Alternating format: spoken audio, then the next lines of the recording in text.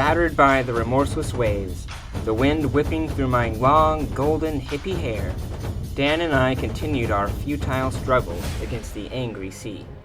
Through salt-stung eyes, I glimpsed the hostile outcropping of boulders and rocky coral towards which we were inexorably plunging.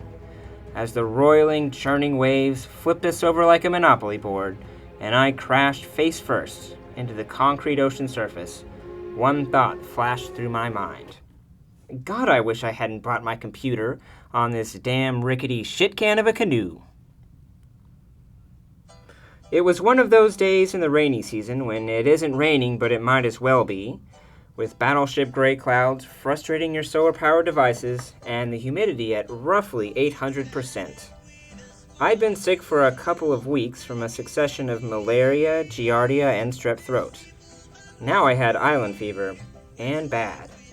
I needed to get off this blazing hot island and into a nice cold bar in the capital, post-haste. I had decided to travel from my village to the airstrip via a traditional outrigger canoe fellow PCV Dan had built with his host Papa. It proved to be a fateful decision. We pushed off from the shore and we were rowing along and having a fine time until the canoe started taking on water. Then we realized, in spite of our concerted efforts at rowing, we were no longer moving forward, and the tide was pulling us towards a rocky cove. That was when we capsized. In the frantic struggle to scramble ashore, we cut our feet on the coral and found ourselves lost on a deserted part of the island. No phones, no water, no clue. We climbed up some slippery rocks, then hiked up a really steep, muddy slope into the heart of the jungle primeval.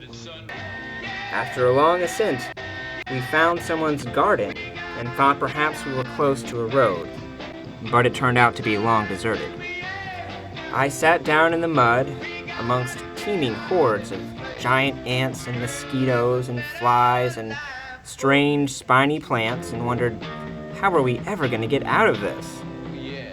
We hiked back to the cove and decided to give the shit can another try, as that option was still marginally preferable to dying of thirst in the bush. The canoe immediately started taking on water, again.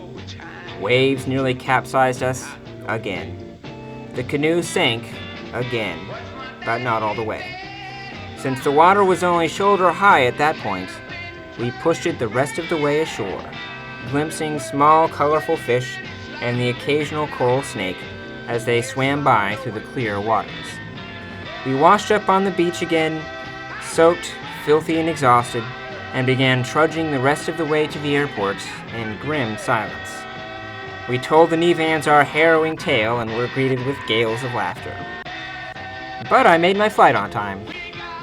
After landing, I went straight to the bar and got really drunk. The end.